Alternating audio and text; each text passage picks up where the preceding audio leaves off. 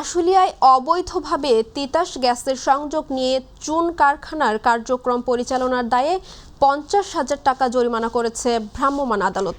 আশুলিয়ার গাজীর চট এলাকায় অভিনেতা এ আর মিন্টুর মালিকানাধীন জায়গায় নামবিহীন একটি চুন তৈরির কারখানায় এ অভিযান পরিচালনা করা হয়। এ সময় কারখানাটি ভেঙে গুঁড়িয়ে দেওয়া হয়। অভিযান পরিচালনা করেন জ্বালানি ও খনিজ সম্পদ বিভাগের সিনিয়র সহকারী সচিব ও নির্বাহী ম্যাজিস্ট্রেট মনিরা খাতুন।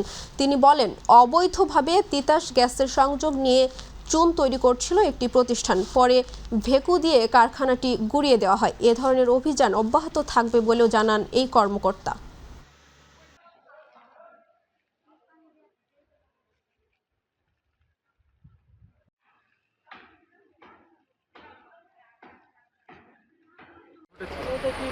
এখানে আমরা একটি অবৈধ চুন ফ্যাক্টরি পেয়েছি।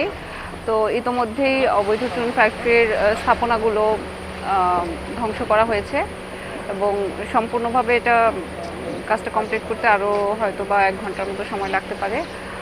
আর আমরা জমির মালিককে পেয়েছি, তাকে 50,000 টাকা জরিমানা করা হয়েছে। কিন্তু চুন ফ্যাক্টরির যে মালিক, তাকে ঘটনাস্থলে পাওয়া যায়নি বলে তার বিরুদ্ধে আমরা নিয়মিত মামলা দায়ের করব।